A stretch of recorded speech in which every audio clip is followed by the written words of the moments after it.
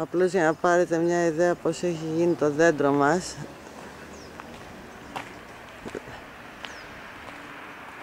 Και τα άλλα κάτω, τα μεγάλα.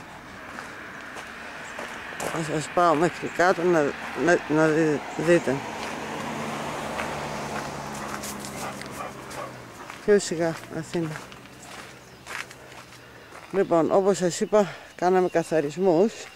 Και αυτά είναι για να έρθουν πάνω να πάνε στα σκουπίδια. Λοιπόν, ο τοίχος μας. Πάμε, στρίβουμε τώρα. Το γιασεμί βλέπετε πως τρέχει κάτω. Βλέπετε πως έχει γίνει. Θα σας δείξω μετά, ειδικά το γιασεμί. Λοιπόν, στρίβουμε εδώ τώρα. Και να σας πάω σιγά σιγά τον τοίχο να δείτε. Fern που έχει βγάλει, θα το δείτε από κοντά.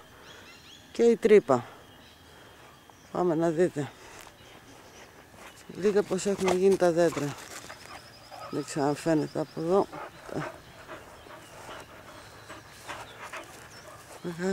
Βλέπετε πως είναι εδώ. Μέχρι δέντρο έχει βγάλει το Fern. Από τις πέτρες μέσα. Είναι πανέμορφο. Και εδώ συνεχίζει.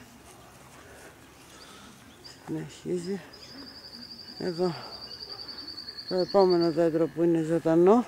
Αυτό φοβάται ο άνθρωπος που ήρθε, μήπως φύγει και αυτό το κομμάτι του τοίχου. Εντάξει. Αρχίζει πάλι εδώ το Fern. Και ξαφνικά βλέπουμε εδώ το χάος. Να έρθω λίγο πιο κοντά, να δείτε. Εδώ το δέντρο, τη ρίζα του, όλο το χώμα. Δεν ξέρω αν το καταλαβαίνετε. Θα πάω γύρω γύρω, να το δείτε και από την άλλη.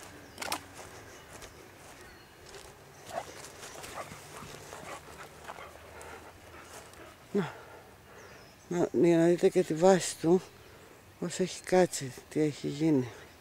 Εδώ. Και εδώ συνεχίζει πάλι το Fern, τα δέντρα και η επόμενη γωνία εδώ. Το τέρμα δηλαδή. Αυτό. Πάει το δέντρο μας.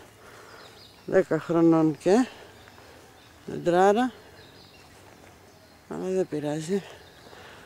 Δεν πειράζει. Να είμαστε εμείς. Εδώ κοιτάξτε από εδώ. Πώς το βλέπετε. Δεν ξέρω αν είδατε την Αθήνα.